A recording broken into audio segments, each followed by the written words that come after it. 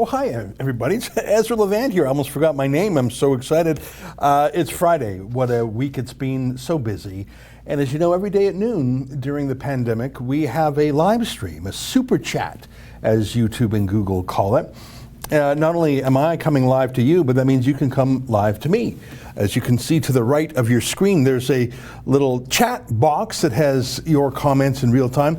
If you want me to see yours for sure, you can put a few dollars in and YouTube makes your comment in a bright color and it appends it to the top of that little box there. I see it out of the corner of my eye, and if I miss it in real time, Justin, our producer, talks to me in my ear or sends me a little email. So it's a good way for you to be interactive.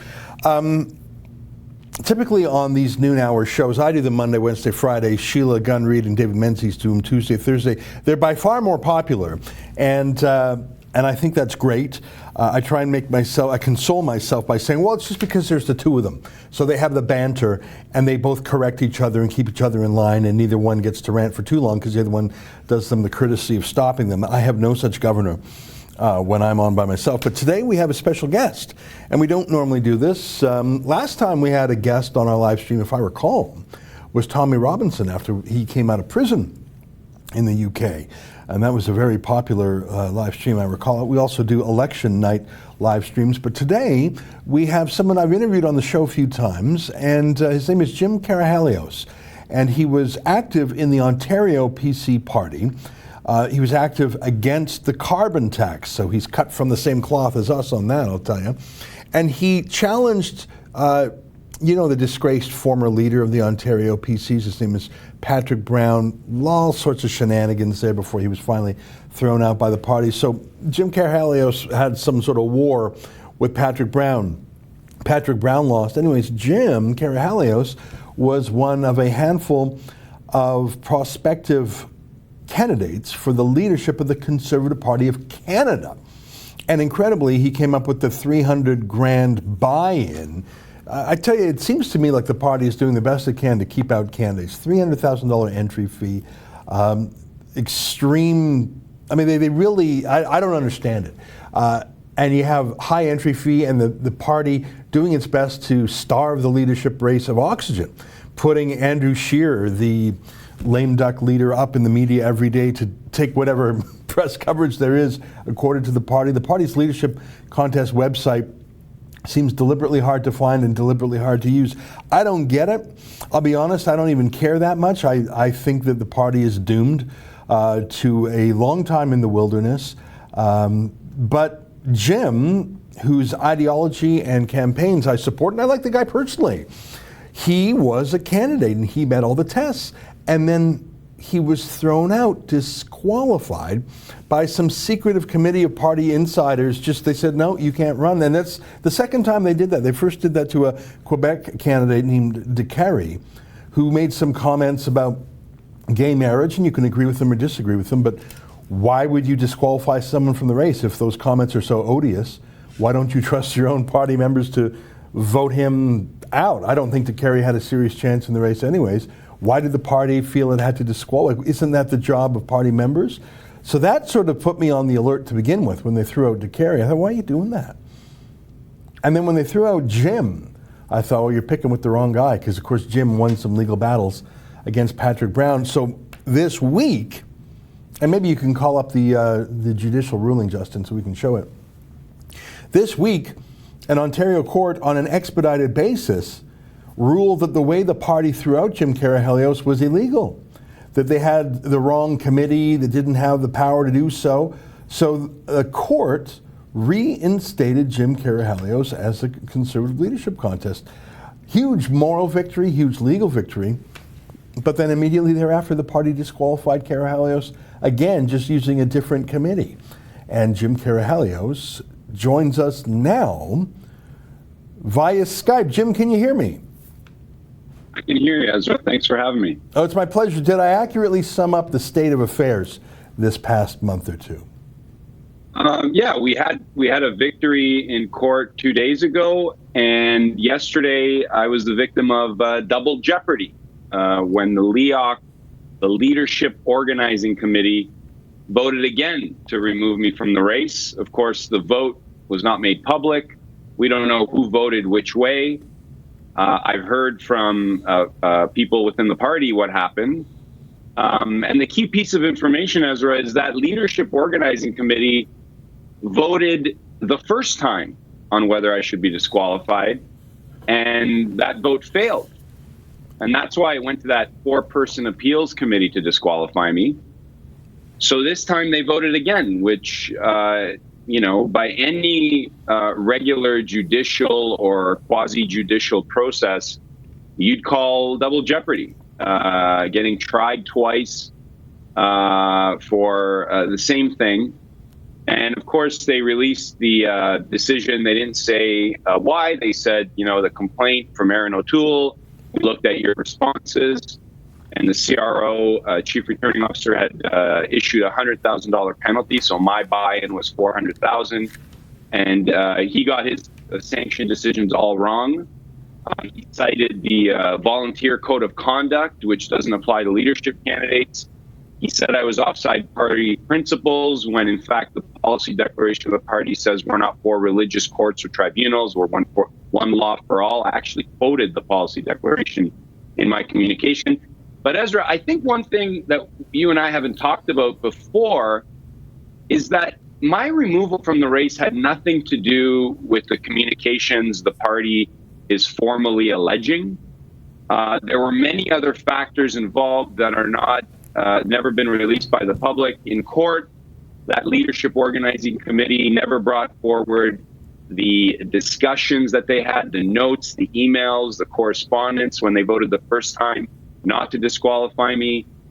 We asked it of them in litigation 2 days before cross-examination, 6 days before the trial. They refused. It was too late for us to compel them with the trial 6 days away. And so it's pretty clear to me, if you've got nothing to hide and the real reason I was removed was because of one email, you would disclose all that information to court and put it on the evidentiary record. They never did. They hid it. Only one person from that leadership organizing committee provided an affidavit. There's 18 of them. No, not the CRO, not the 4 people on the appeals committee put forward affidavits. So there are other reasons why I was removed from the ballot. It's not that one email that we've covered. All right, I'm going to stop you there, Jim.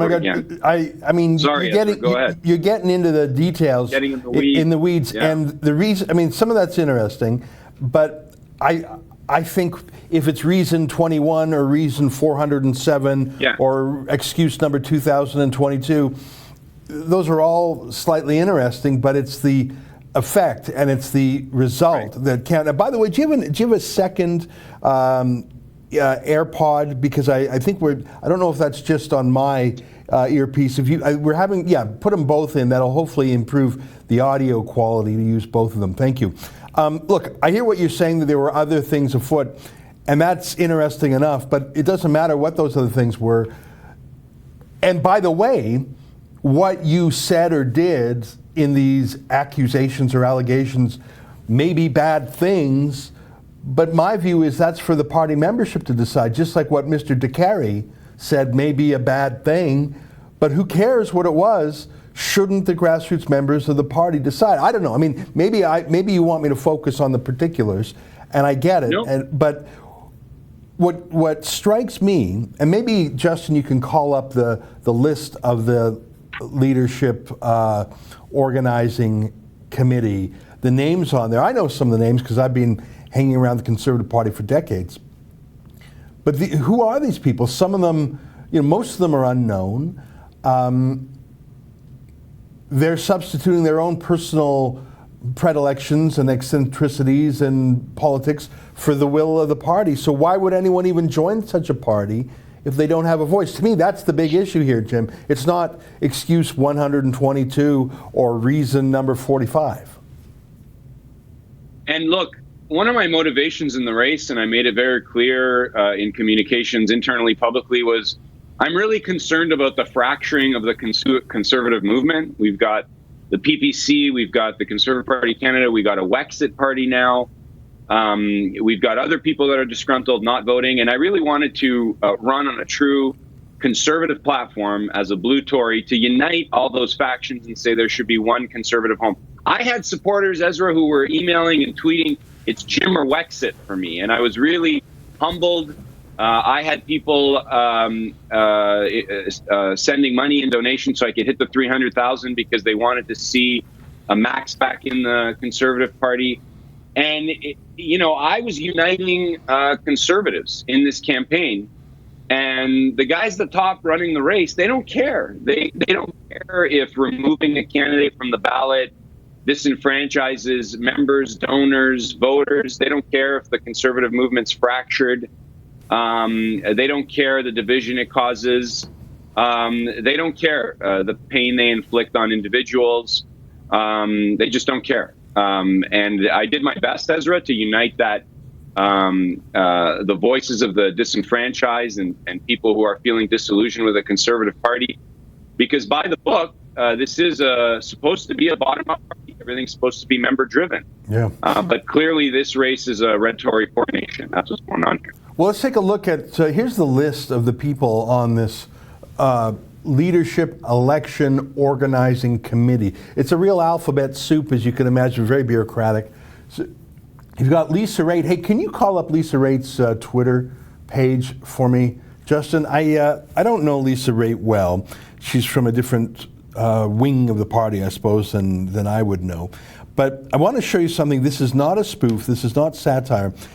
Lisa Raitt on Twitter has her Twitter biography. And I just want to read it to you. You can see that's her, the blue check mark. Rude or offensive, and you'll be blocked. Can you zoom in a little bit on that, Justin? So how would you define yourself? I think she was a former cabinet minister under Harper. She's a woman of some accomplishment. She's a member of parliament. She's on the party. She has many things who define who she is. I don't know, mom, I think she's a mom, wife, citizen, MP, former cabinet minister, party leader. Like, she is a woman of many accomplishments, but the one thing she wants you to know more than anything is that she's so easily offended if you say anything she doesn't like, you'll be blocked. That is such a weird biography. Like, that's what you want the world to know, but well, message received, sister. And I think and it's just so weird. She's the co-chair. Put the rest of the list up, Justin. I want to show people the list. I mean, if Lisa Raitt wants to run for party leader, I think she should. By the way, I think she should. She should do it. Put the here. So you got, I don't know, Dan Nolan. He's from Ontario. So Sheer Barzilai, some youngster from Ontario. Lois Brown, I know her and like her. She used to be an MP. I'm not sure if she still is anymore. Diane Finley, another former Harper cabinet minister. Senator Linda Frum, I'm a big fan of hers. Marc-Olivier Fortin, a youngster from Quebec. I used to know some of these guys. But who elected? Senator Don Plett, seriously right-wing guy, or at least used to be. I don't know what's up with these guys. But I can tell you one thing. Although they may run the internal affairs of the party well, why should they have the right to blackball any candidate from running? I suppose if there was a candidate who was so clearly malicious or a joke candidate or a liberal interloper or something that was so patently absurd, I guess. But other than something just so utterly extreme, like if someone made a credible death threat, okay, take him out. But if it's just normal banter, the fact that they nuked you is so irritating to me, Jim. Hey, you want to take some calls or some chats from the viewers? Because I told people we'd open it up, so let's do this. I'm going to read for you the comments that have come in on the super chats. So I've had my say. People know my views on this, and we've interviewed you a couple times. So let's just take as many questions as we can. Okay? Great. Questions and comments. So David Anderson chips in $2 and he says, Karahalios for PPC leader. Are you interested in the PPC?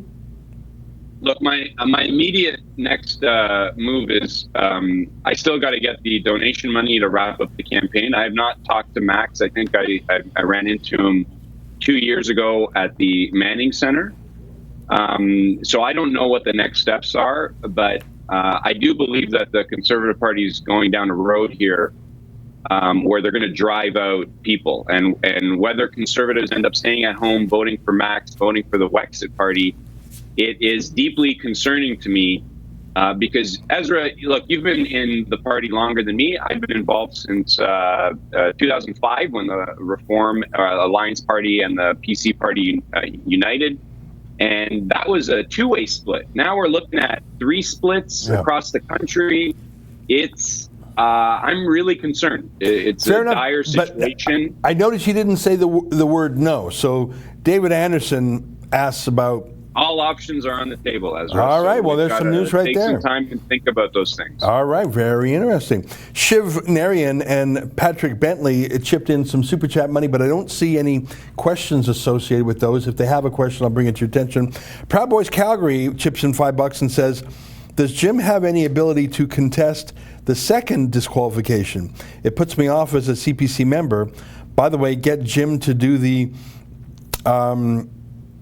DR Sino Partium Comunista delenda est. The Chinese Communist Party must be destroyed. So two parts there. Do you have the ability or the interest in challenging the second disqualification? And do you agree that the Chinese Communist Party must be destroyed? Two completely different questions, but I'll put them both to you.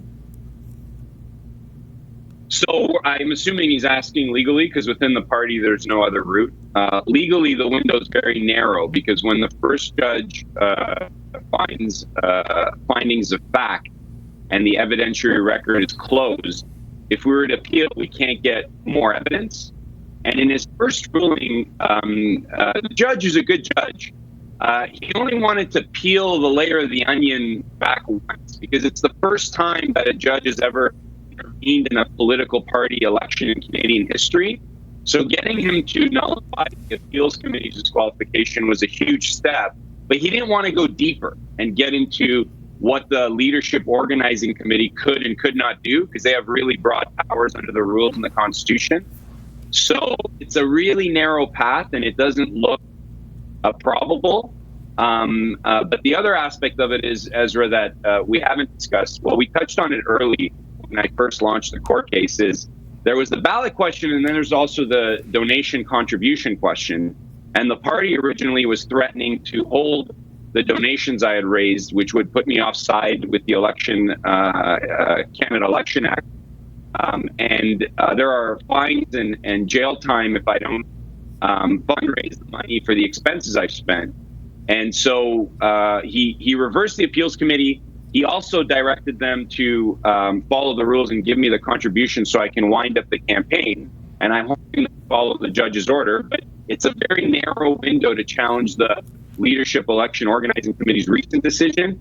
And time is quickly running out. They're going to mail out ballots in like a month or something. Mm-hmm. So it doesn't look good. And the first victory was historic on its own, because no one's ever done that in court against a political party before. Right. Now, Jim, I'm getting some audio problems with you again. Let me just check with Justin here. Justin, if we hung up on Jim and called him back, does that have a likelihood of working, or is there a technical?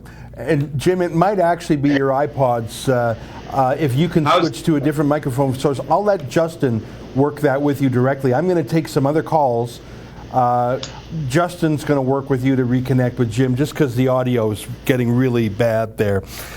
Folks, we will bring Jim Karahalios back. I just want the audio to be better. It's becoming too distracting there, so our Justin will figure that all out.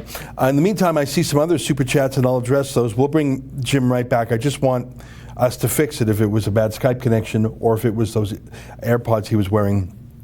Matthias Vuhr chips in $5.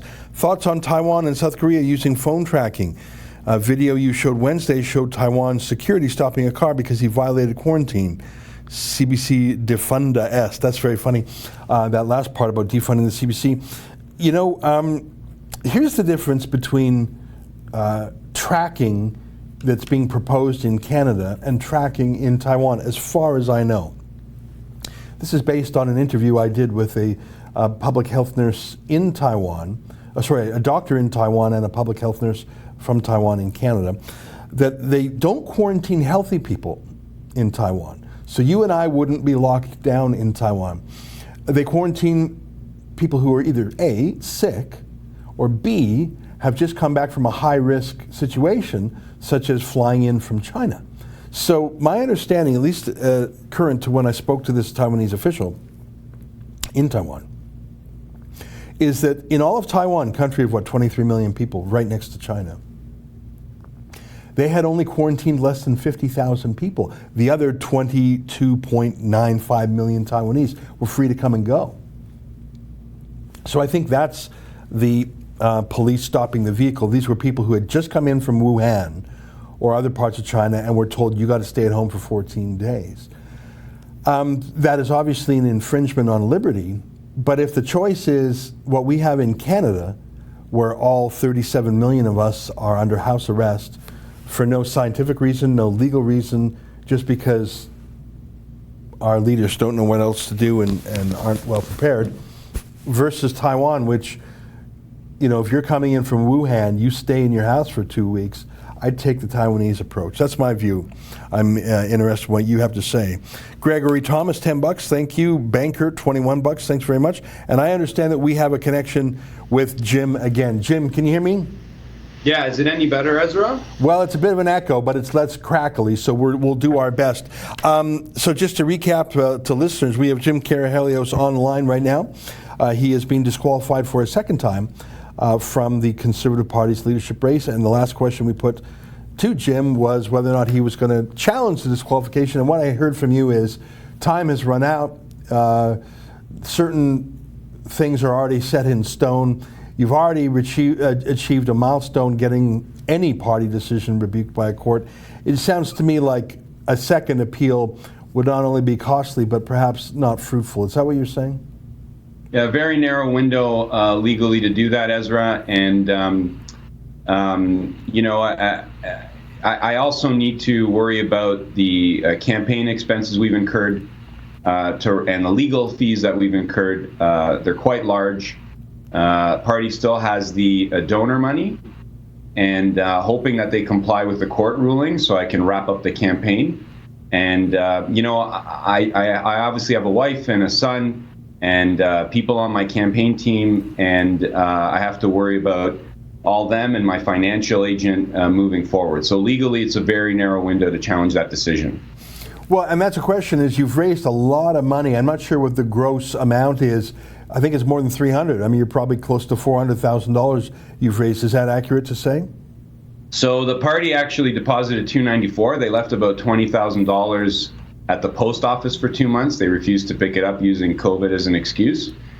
And we've raised a little bit of money in the last 2 months directly in the campaign account to cover a portion of the legal fees. But I don't have in my possession enough money right now to pay off our campaign expenses and the legal fees.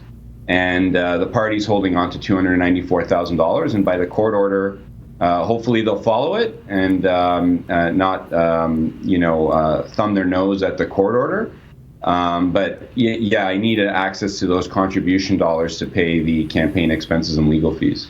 Now, have you talked to anyone in the party this week? I mean, you mentioned you had some sources in the party of what was going on. That sounded like just informal chatter. Have you had any official communications, either personally or through your lawyer, with the party? No, quite surprising. After we got the decision, Ezra, they didn't reach out for the whole day, and I had 14 days to raise $100,000. And then by the evening, I got wind that one individual on the leadership organizing committee was on the warpath organizing a meeting quickly the day after the court decision. So they had that meeting yesterday at 1. By the end of the business day, they sent me the official statement on my disqualification. No one's reached out. Their lawyer hasn't reached out to my lawyer. There's quite a bit of animosity on their end against me. It's surprising to me. I mean, they're supposed to be neutral officials in the race. And, you know, they removed me from the ballot, Ezra, the first time. You'd think that they'd understand that me and my supporters and our campaign team would be upset. And then they withheld the money to try to cause damage. But apparently their feelings are hurt, Ezra. They're the ones that are upset. And I should just be okay with everything. So, no, there's been no communication. They don't want to talk to me. There's quite a lot of animosity with the organizers of this race. And they're supposed to be neutral. They're supposed to act in good faith, but we haven't heard from them.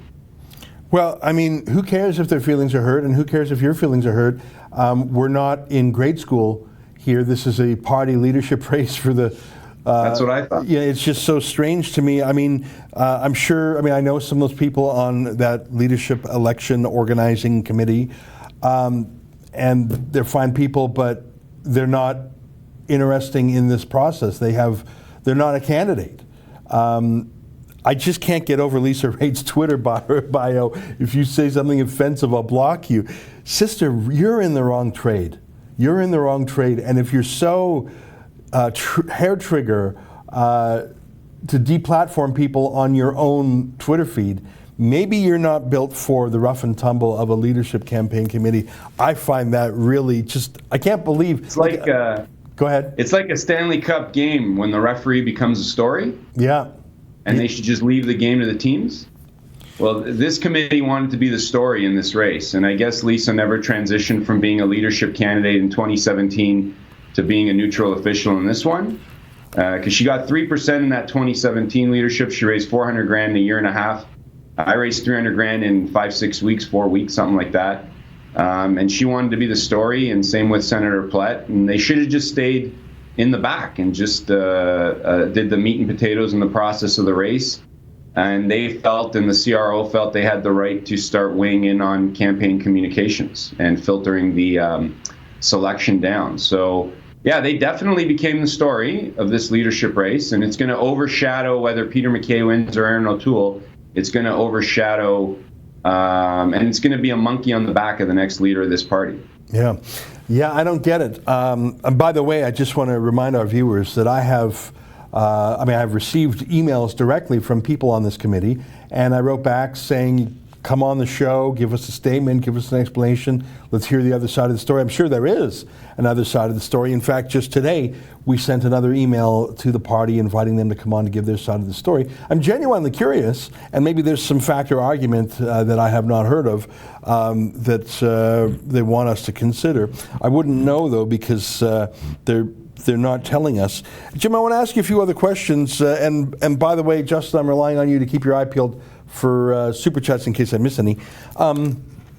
So what I'm hearing from you is you have some accounting and housekeeping issues, some of them revolving around money, that legally challenging the second disqualification is a non-starter. I agree with you that this will be a PR cloud that covers this leadership contest. I don't think it'll last forever, but I think it's turning off a lot of people. So let me ask you, first question, do you feel like throwing your moral support behind any of the remaining candidates? For example, would you endorse anyone else in the campaign? Ezra, that's not something I've thought about. I haven't spoken to any of the other 4 candidates. I was happy to see Leslyn Lewis when I was first disqualified. She sent out an email saying I should be on the ballot. Unfortunately, when I won the court case and there was a 24-hour period when I supposedly was a candidate, she was silent. And she was praising Erin O'Toole on Twitter for being a man of integrity, so on and so forth, which I found kind of laughable. Derek Sloan was quiet for a couple months after I got disqualified and then wrote an email on the day of the trial. And I was very grateful that he did that. We haven't heard from the Sloan campaign in the last 48 hours on what their views are on the second disqualification. And look, I was running against Peter MacKay and Erin O'Toole because they were the red Tories in the race, and I didn't want to see either one of them win. So, I think it's early. It's been 24 hours since the second disqualification. I don't know where the other campaign candidates' heads are at. And look, Ezra, my other concern is, how do I, in good conscience, get involved in a race, start endorsing people when I don't trust that the actual process is going to be a free and fair election? Yeah. Max had some numbers in 2017 when he lost where 6,000 extra ballots showed up, unaccounted for, 6,000 more ballots than voters. And, I have to feel comfortable that this is going to actually be a free and fair vote, and there's not going to be any more shenanigans from here on out. Mm-hmm. Before I start telling people in good conscience, donate to XYZ AB person and get out and vote, only to have it come out sideways, because I've witnessed a lot of voter fraud internally at the provincial and federal level within our political parties, and I don't see any assurances that more shenanigans aren't going to happen for the rest of this race right now. So I'm sorry it's a long-winded answer, Ezra, but I think you'd understand where I'm coming from. Sure. I'm going to try and whip through some super chats. Tim Cross chips in $10. Thanks very much. Gregory Thomas, $10, says, why did Jim call Jason Kenney a fake red Tory in an interview during Jim's leadership campaign? I don't remember calling him a fake red Tory. Jason says that he's a blue Tory, and that's how he paved his way to being the leader of a united Conservative Party in Alberta and then Premier. And we've seen him the way he's been handling the province, putting in an industrial carbon tax after the Axe the Carbon Tax campaign I ran. He had a big rally saying he was against the carbon tax, and his first bill was to get rid of the carbon tax. And then he came out with an industrial carbon tax in stealth. He decided to endorse Erin O'Toole, a red Tory, in this race.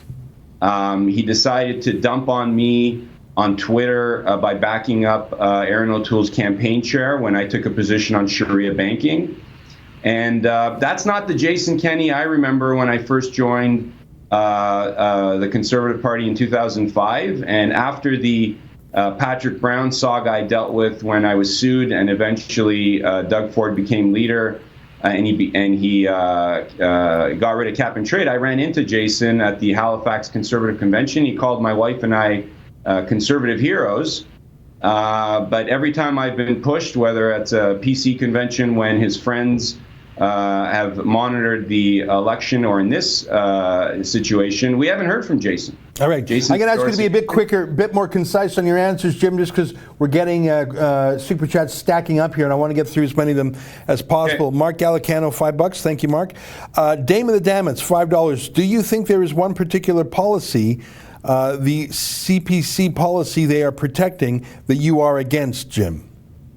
Absolutely. I was the first candidate in the race to say I was against the Paris Accord, and Erin O'Toole and Peter MacKay are for the Paris Accord. Eventually, one of the other candidates said they were against it too. I don't believe you can be against the carbon tax and for the Paris Accord. All right. Lou Iacobelli, $25. I don't see a question, Lou, but if you have one, put it and we'll keep an eye peeled for it. Gregory Thomas rephrases his first question. He says, sorry, why did Jim call Jason Kenney a fake blue Tory? And I take it that's the... it's not governing as a blue Tory, Ezra. It's as simple as that. Okay. Justin, have we caught up with the super chats there? Okay, we've caught up. Jim, I want to ask you, if you don't at this point feel comfortable endorsing another campaign, if you have skepticism about the leadership process, what do you yourself, I mean, maybe it's too early to ask, but what do you propose to do going forward? You were an anti-carbon tax activist. You've been a gadfly in a good way, I think, against the provincial party and now in the federal party. So what's next for you? I mean, you've got a certain rambunctious style. Frankly, I can identify with it. So what we do here at Rebel 2. So what's next for you if you're not going to endorse someone in this leadership race? What are you going to do? Well, look, I'm undefeated. I've never lost in a free and fair election when the ballots are equal to the votes. I'm going to take some time with my campaign team, and we're going to have conference calls with our key leaders across the country. And a lot of them have different opinions right now as to what should be done. But I'm not going to go out on my own after thousands of people supported me and make a snap decision. I want to consult with my campaign team and see what they think needs to be done. But the key, Ezra, is to continue to build a conservative coalition and a movement to beat Justin Trudeau, and not just some red Tory liberal imitation. Got it. All right. I've got one more question from Mike Corbin, who says, does Jim have any idea how Derek Sloan avoided being disqualified? I was certain they were going to throw him out, too, because he dared to challenge Dr. Theresa Tam. But he was condemned and chided, but not deplatformed. Do you have any thoughts or insights into that? So Derek's in caucus, and I'm not, so it'd be harder to disqualify him. The other interesting thing is that Aaron O'Toole launched the complaint against me to have me disqualified, but when Derek was being criticized by the media for his statements, Aaron was backing him up. So it was confusing for me. I was really happy to see Derek send an email on the day of my trial saying he hoped I win, and then he congratulated me on Twitter. And he's done a great job on advocating against the Paris Accord in my absence for 2 months and taking other conservative positions. But I suspect, but I don't want to hypothesize why he wasn't disqualified, but he's in caucus, and Aaron was backing him up on his statements from being disqualified. So those are the two facts that I can point to off the top of my head. All right, I'm going to make a last call to our viewers to put any questions to Jim. And Jim, we'll keep you on for another 5 minutes and we'll put those to you. And then once we're done those questions, we'll say goodbye. And thanks to you for joining us today. Appreciate you making the time. We've covered your case with interest. We find what you do interesting. We like your battles against party shenanigans. We like your battles against the carbon tax. And as I've said repeatedly, my biggest beef here is that they're not letting people decide. I mean, maybe you are definitely the wrong guy, but if that's the fact, let the people say that. And if you're the right guy, let the people say that, not a dozen anonymous or semi-anonymous party bureaucrats. That's what irks me. I'll put one last question to you while I'm waiting for more super chats. I think this might be directed to me, and maybe it's directed to you. It's from Kane N.A., who says, what are you going to help the two Michaels? I presume that's Michael Spavor and Michael Kovrig, the two hostages held by China. Do you have any thoughts on that, Jim? It's a terrible situation, and, no one's asked me to help in on that. I don't think I'm in a position to move and negotiate with international governments, but we definitely need a conservative party that's going to take a harder line against China. And Trudeau's not, and I'm concerned that Peter and Aaron are not. And I am concerned about those Canadians overseas that are basically being held hostage. And it needs a tougher stance against China and a real opposition in the Conservative Party to push the Prime Minister to free them. Tim Cross says, someone from the party said, wait until we destroy Jim's life. Is that a threat? Did someone say that, Jim? Aaron O'Toole's National Director of Field Operations was spreading that. So there's a lot of venom from the organizers of the race and people on the Aaron O'Toole team. I've never taken my politics personally, Ezra. I don't talk about people's personal lives. Even when Patrick Brown had those allegations against him, I refused to comment. I just stick to what's in the public realm and papers and contrast policy. And it's a shame that we have these hacks running the party and on campaigns that take things personally and say ridiculous things like that. Well, Jim, let's wrap it up there. It's 12:38. We've had more than half an hour together.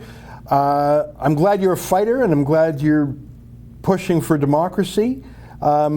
I find this whole thing quite depressing and demoralizing. I'm not even a Conservative Party member. If I was, I would find it quite dispiriting. But I wish you good luck in whatever your next projects are, and I'm sure you'll tell us about them. And if there are anything that are collinear with our own projects, democracy, fighting against the carbon tax, and other green schemes, please let us know, because we'll certainly want to know what you're doing next.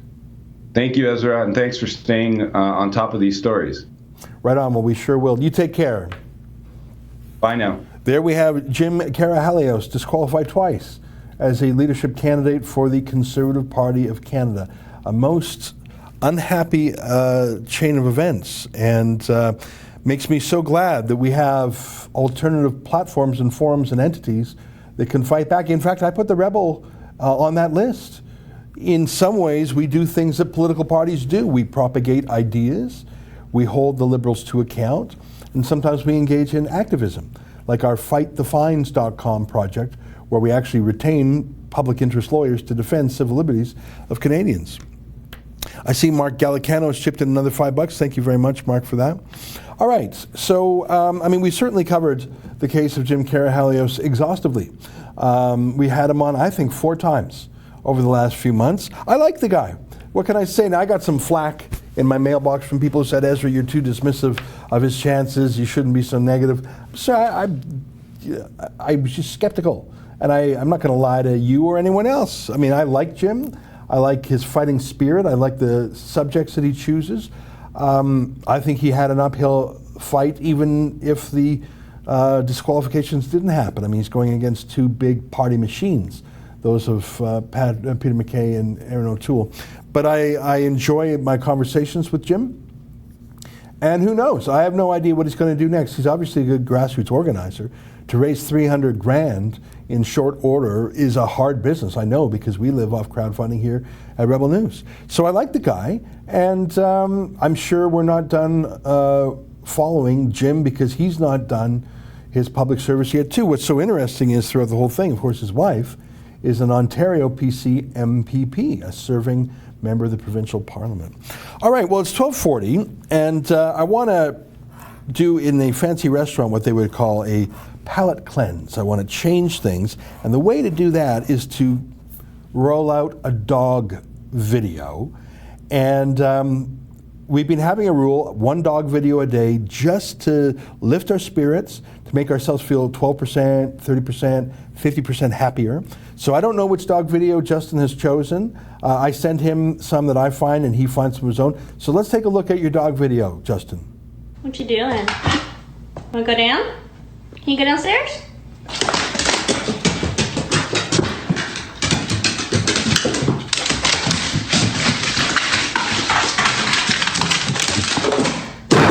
Hey! That's pretty funny. That's pretty funny. I wonder if that hurt. That's sort of funny. Can you find another dog video for the end of the show? Because that's always a good way to the end of the show. I think I sent you some good ones about the singing dog. Did I send you some of those? When dogs sing, it's just wonderful. It's just wonderful because they howl naturally, but to have a dog singing in harmony with people, it's just such a metaphorical partnership, isn't it? So we'll see what Justin calls next. Now, I want to go. I want to show you a story I had not seen when it happened. Listen, you can't follow all the news. All the news is as rich and wide and deep as all of humanity. So you can't follow everything. But I came across a story about Mark Zuckerberg, and at first I didn't believe it. But I checked it out in so many different sources, and it appears to be accurate. A few years ago, when Obama was the president, there was a White House reception for the Chinese tyrant Xi Jinping, the president of China. And Mark Zuckerberg made sure he was on the guest list. And Zuckerberg had been practicing, had been learning Mandarin Chinese for a year. It had been his project. His wife is ethnically Chinese, but an American, of course. And it's not weird that to learn Mandarin. That's a real challenge. It's a hard language. It's not like it's not like the Latin-based languages we use. It has pictographs, not alphabets. There's different tones. It's very difficult to learn if you come from an English-style language. But he apparently did fairly well. He's a smart guy. But he's also a deeply weird and deeply ideologically bizarre man. Look at this story. China's president, Xi Jinping, turns down Mark Zuckerberg's request to name his unborn child at White House dinner. Can you zoom in a little bit so I can read the fine print? The president reportedly said the honor was too much responsibility. So this is in The Independent, which is a reputable enough newspaper in the UK. So this is from 2015, when Obama still had 1 year left on the second term. Scroll down, let's read a little bit. Mark Zuckerberg may have impressed China's president Xi Jinping by speaking to him in Mandarin, but it didn't stop the leader from turning down a personal request from the Facebook founder. According to Page 6, at a prestigious White House dinner hosted by President Obama and the First Lady, Zuckerberg approached President Xi about the subject of his unborn child. At the dinner, which included Apple's Tim Cook and Microsoft's Satya Nadella, Zuckerberg reportedly asked President Xi whether he would be able to give an honorary Chinese name to the daughter he and wife Priscilla Chan are expecting.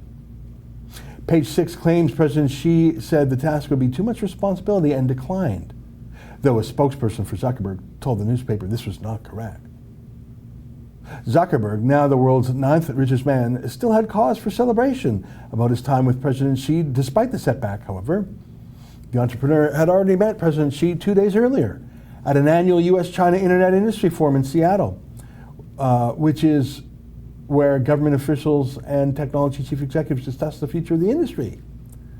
Zuckerberg had made it a personal challenge to learn Mandarin last year, and after the forum wrote on his Facebook page, on a personal note, "This was the first time I've ever spoken with a world leader entirely in a foreign language.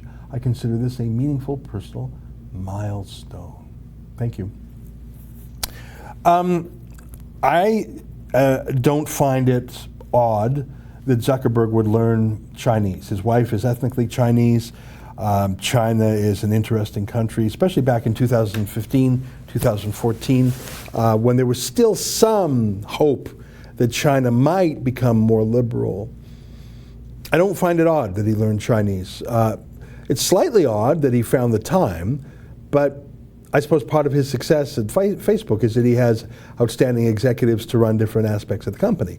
So it's not like he's still in startup mode where you work 18 hours a day. It's not odd that he spoke Chinese to President Xi. If he really was good at it, that would be a pretty cool thing to do. But asking any man to name your unborn daughter, that's a deeply personal thing. I mean, anyone who has kids knows how personal and sensitive choosing a name is. It's often the subject of a lengthy family conversation, certainly between mom and dad, husband and wife.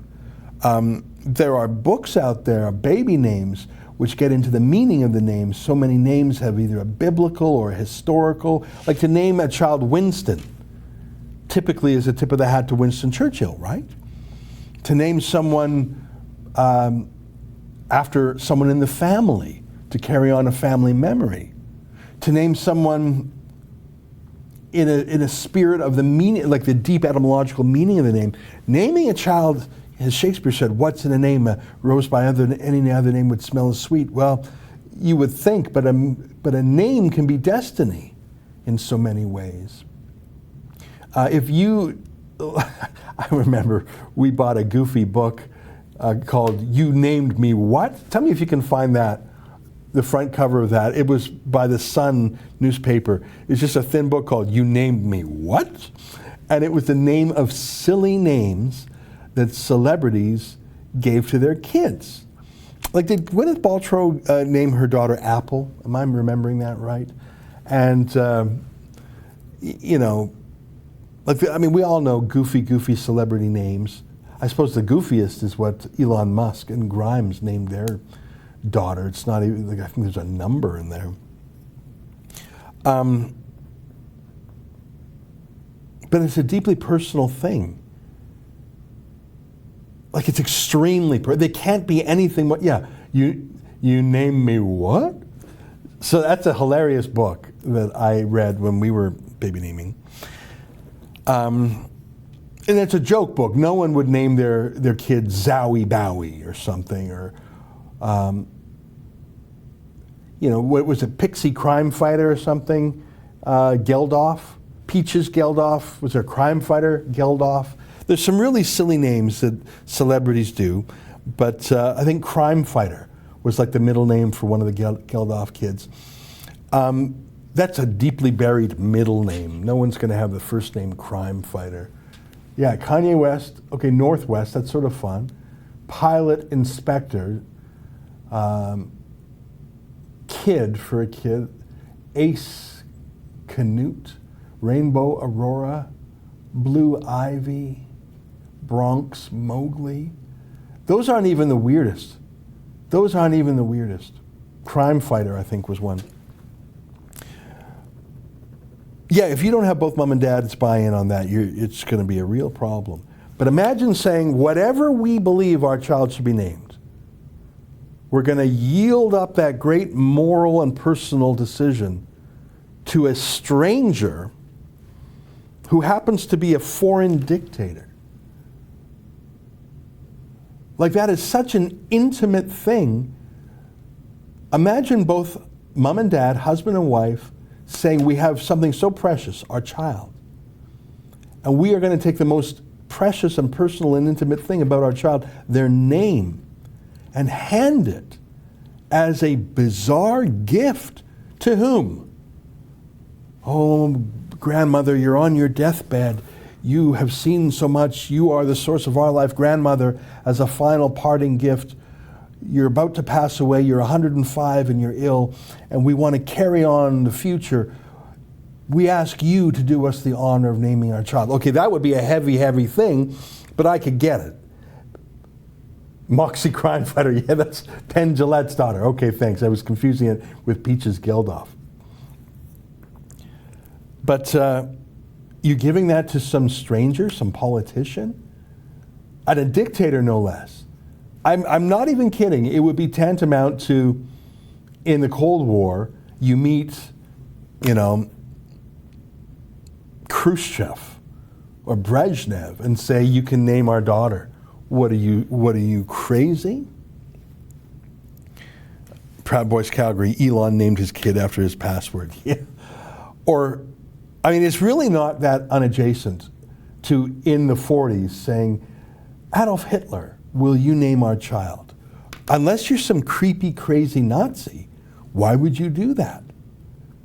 And you know what? President Xi Jinping is a tyrant, a dictator, a murderer, an odious man in every way. But his answer was correct. I can't take such a personal responsibility to name your child. What are you, some freak? What are you, some weird freak?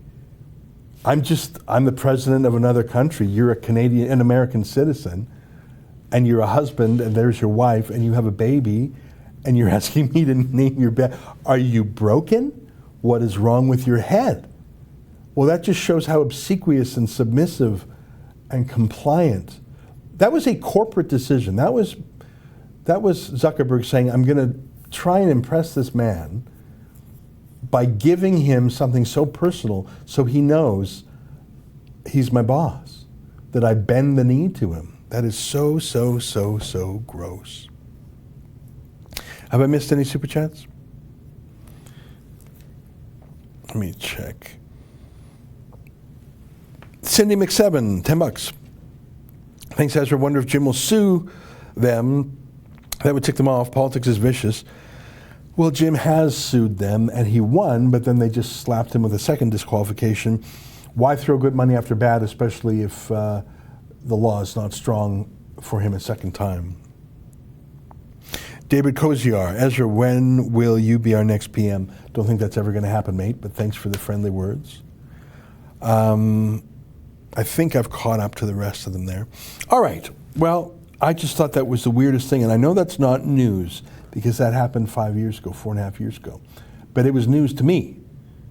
And I think you should always remember that about Mark Zuckerberg. Just not that he learns Mandarin, that's not weird. But offering a dictator to name your unborn child, that is extremely weird.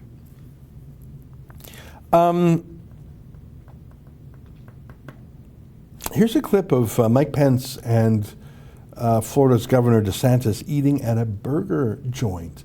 Would you like to go to a restaurant, like actually a real restaurant? Yeah, I live in I think Toronto, I say this in the staff meeting, I said to the staff, can you name a more cowardly city in Canada? Please do. I'm open-minded. And we all sort of agreed, and we're based in Toronto, that Toronto is the most cowardly city in the country. I'm open to a counterpoint on that. I'm open to a rebuttal. I'm open for someone to say, no, we're not. I'm waiting for that. Anyway, here's Mike Pence and DeSantis, I forget his first name, Ron, I think, eating at a burger joint. Take a look. Can we get the sound on that?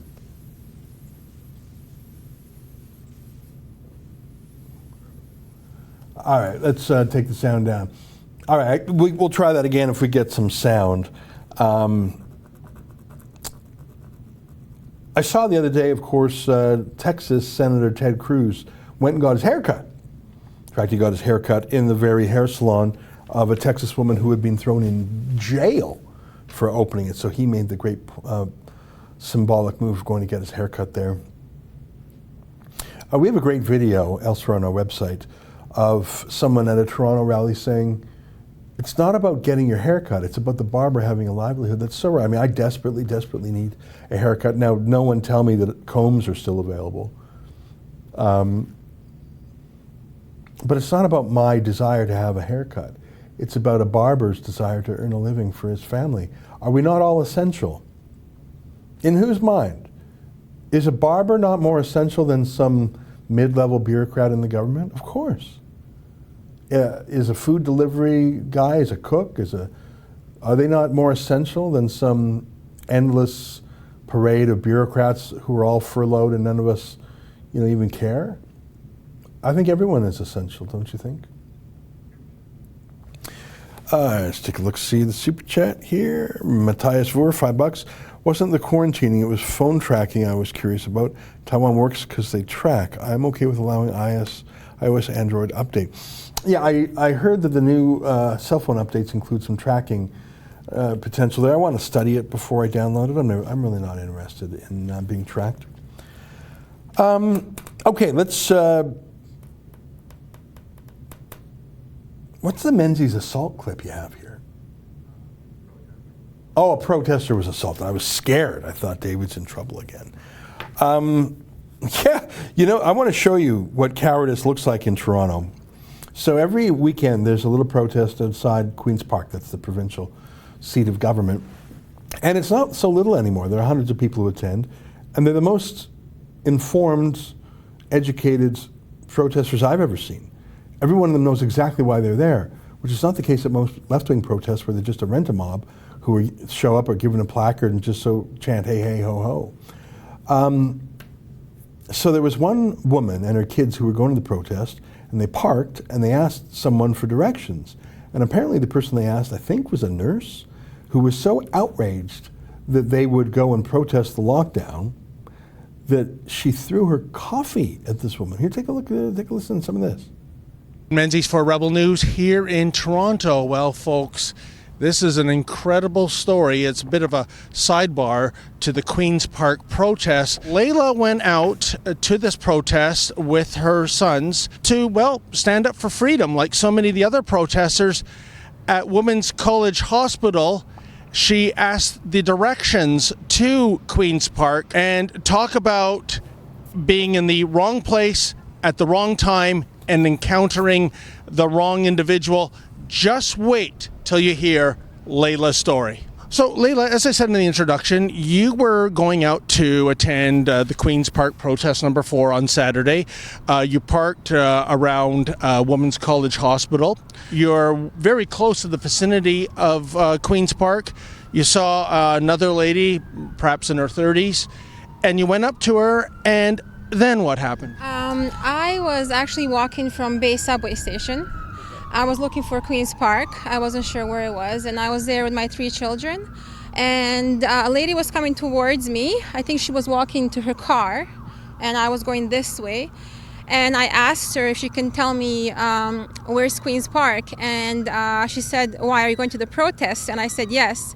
And she said, well, I'm not going to tell you then. And I said to her, you're not going to tell me where Queen's Park is because I'm going to the protest? And as she was getting into her car, she said yes. She started swearing, calling me names, saying that I'm an irresponsible mother because I'm taking my children to get exposed to the virus or to spread the virus or something like that. And she came behind me, and I turned around. She ran up to me, and she threw her coffee all over me. The coffee was on my hair, my face, my jacket, my pants, everywhere. I was in shock. I came towards her and I said to her, how can you do this to another human being? Because they asked you where's Queen Street. You know what I mean? I was upset. And I said to her, you need to do something. You need to clean my jacket. You need to clean my face. You need to do something here. Once she realized that I'm not interested in being physically violent, because I was not, I just wanted to talk to her. She started pushing me. Her daughter punched me in the face. Oh, wait a minute. Her daughter punched you. Now, first of all, to go back to what you said earlier, Layla, she was saying you're a bad role model for your children, and yet here she is dousing you with coffee in front of her teenage daughter, and the daughter. It's just incredible. Imagine the compliance, the submissiveness. Oh my God, you don't want to stay under lockdown, wear a mask. I will get physically violent with you because you're not part of the groupthink. That is a form of cowardice in itself. Pluto Tree, $30. Theresa Tam first told us not to wear masks when Canada's United Front bought and sold them all to China. Now that China's economy is hit, she's encouraging Canadians to buy them, a product made in China. Is it a coincidence? Well, Theresa Tam to this day works for the China-run World Health Organization. That's not a rumor. That's not a comment on ethnicity. She actually works for the World Health Organization. How do you do that and work for Canada? That would be like if someone worked for the United Nations and for a government ministry. Well, so are you representing those foreign countries or are you representing us? That's just so bizarre to me. Kane and Mark, $5. Thank you for very good reporting. The Rebel News is my favorite news to watch. Well, thanks very much. Cindy McSeven, $10. Same with dentists and hairdressers. I was a dental assistant. Our most training was on sterilizing. Sorry for caps, my eyes. Yeah. Oh, you're so right. I mean, I was just picking barbers because I could sure use one. But everybody, who is not essential? And I can tell you that it's typically people who are deemed essential who love calling others non-essential. And it's usually people who get the guaranteed income, no matter if they work or not, who are happy with the lockdown. You don't see a lot of people who are deemed unessential rejoicing in this false dichotomy. I tell you one thing, it's essential for your family to have an income. I'm mad about the whole thing. I think we have to fight back. We're doing a little bit of fighting back in the Fight the Fines campaign, but I think the next fight is the Let Us Work campaign, don't you think? It's 1:01. Justin, did you manage in the short time we've had to find another dog video? Because I feel like I need to watch a dog video. I didn't particularly, the Conservative Party of Canada story is just such a mess. I find it depressing. I find the lockdown and the bullying of people depressing. And the submissiveness of Canadians, especially Toronto, I find that depressing. So I need a dog video that's going to make me feel 23% better. Do you have one? Do you think you can do it? What percent do you think it'll make me feel better? A dog singing with the owner. Well, that sounds like a winner. Folks, I'm going to say goodbye to you now. Here's Justin's pick, and we got the audio for this one. Here's a dog singing with its owner. Take a look. A road trip. Wow! Yes, absolutely.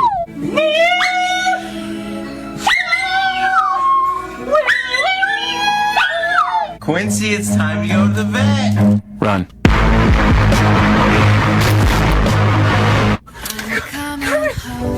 Come here. Hi. Oh, Quincy, come back. Quincy, where are you going? Quincy.